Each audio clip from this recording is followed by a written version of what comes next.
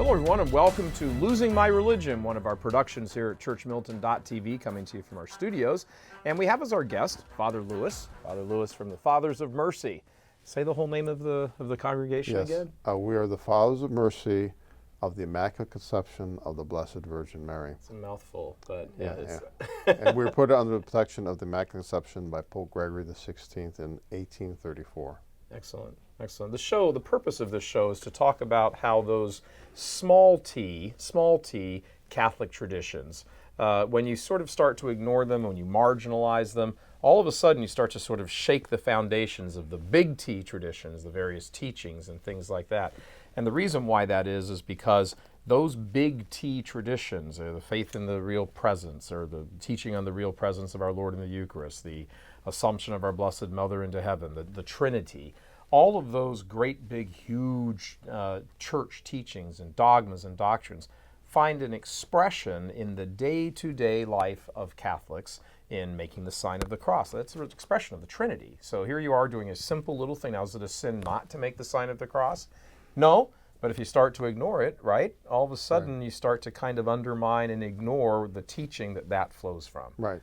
Today we're going to talk about Catholic sacramentals, things like, of course, rosary, beads. Now, do you need the beads to say the rosary? No. But if you don't have the beads, because we're human and we have fingers and eyes and mouths and we feel things, you lose this, you kind of lose the prayer itself. If you lose the prayer, you lose the truth of the prayer behind it. So all of these kinds of things are important. What are some other things, Father, like a Sacred Heart statue or That's picture right. in the Immaculate home, right? Heart, yes.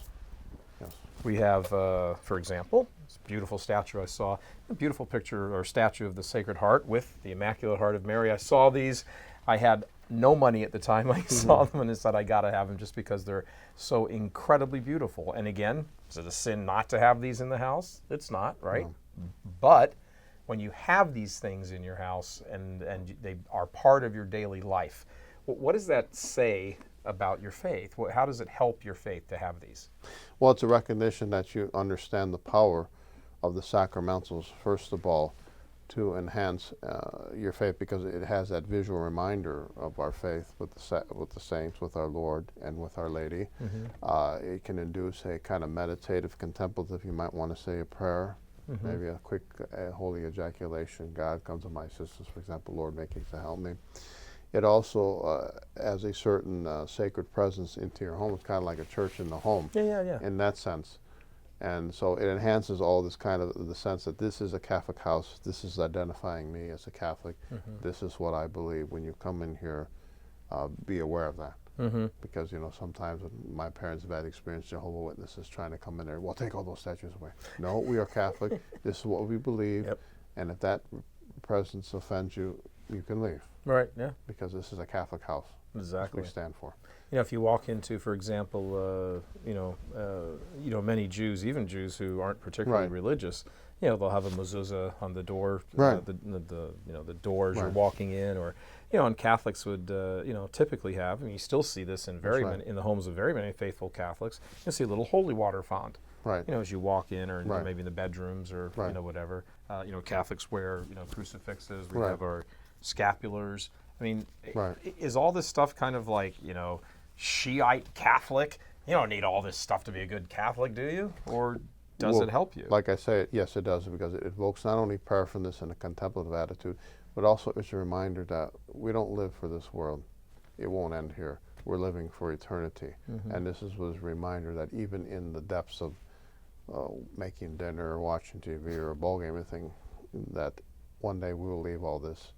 And this is a reminder that this is where our true home is, in heaven. And so that keeps us with that kind of orientation. Keeps you grounded, right? That's right. It keeps you very much grounded, yes. I really like what you said earlier there also. I'm going to elaborate on it a little bit. But, sometimes you'll be, you're just rushing around. It's crazy. I mean, you can't see it right now off camera. There's a beautiful picture over there. Have the Sacred Heart. We've used it in quite a few different productions. And, if that picture isn't there, and I just happen to glance at the wall, and I don't know, it's a sailboat or something.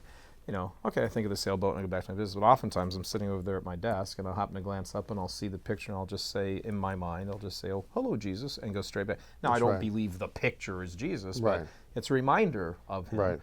And it's easy to get caught up in your craziness. We can all get caught up in the craziness sure. of whatever we have in life. So Absolutely. you have these things around you as sort of assists, right? And I Right. really liked what you said. Please elaborate on it, that they can evoke in you a prayer. Yes, they can evoke in you prayer and contemplation, especially when you're struggling with something in the day. And also, when I preach a mission for Advent or Lent, I always tell people I start with something like the very first thing I preach on in the mission is death, judgment, heaven, and hell, the four last things. After I preach on death, judgment, and hell, I say, okay, this is reality. You can go there. I says, what's going to keep you out of hell? What are the things? And so I elaborate, and I start with the prayers, the devotion to Our Lady, going to Holy Sacrifice, the Mass, frequent confession, but also wearing our spiritual armor. Yeah. See, I approach it from a spiritual warfare aspect.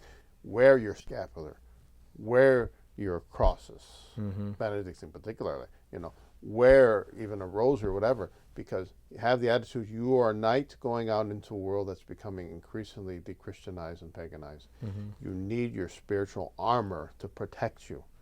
And I can tell you from my own experience, I started wearing the scapular every day since the summer of '67. Yeah. The summer of love. You get protected, didn't That's you, right. from the That's summer right. of love? From love, and that's when I was going into high school. And that's when I transitioned from a small little Catholic grade school where we used to wear, dress nice and everything, Yeah. to the girls wearing the mini skirts and Yep. and the ghoulish kind of hairstyles and the very aggressive attacking you, everything, and the LSD and all that mix I was in there, and the psychedelic music. And right there was my teacher in public school. He says, well, I'm the head of the Detroit area Army of Our Lady, the Blue Army of Our Lady Fatima. Have you heard of the scapular? Yeah. And so I start wearing the scapular, and I start praying the rosary, and I start reading up on Our Lady. And so I was wearing this as a signal. People would see that and say, oh, what are you wearing? And that was a catechetical teaching moment, even to the Baptists. Yep. And the roses and all that. And I used it all through high school, and I learned that to evangelize in high school just by wearing this and protecting me and reminding me who I am, Right. and guarding my purity and my sanity and my faith. Especially your purity and your sanity. Yeah, right. Back in the late '60s, and I was kind of a cultural revolution. I'm preaching on the rosary where they're smoking weed or taking LSD or listening to Jimi Hendrix music. See? Saint Jimi Hendrix, right? Yeah, Saint Jimi Hendrix. When you, what are some of the things, Father, that just a Catholic family can do in the home that maybe that they love the church, they support the faith, they haven't been maybe as full into it as they can just because they didn't even realize, but they're watching this show, they're listening, and they're all saying, what are 2 or 3 things they can do around the house? Very simple, doesn't have to be some big huge procession. What can they do around the house to make the house more Catholic? Okay, I would definitely get a statue of our Lord and Our Lady. Okay. Maybe a favorite saint. All right. If they're real young children, maybe like angels, pictures of angels, things like that, that would evoke the sense of transcendence. And also, remember what Patrick Payton said, family prays together, stays together, right? And so by praying together and spending some time, say maybe 5 decades of the rosary in front of the beautiful statues they have here, it's that special time that the family can bond together in a faith context. And really, and I've seen this. I'm telling you from experience what I've seen.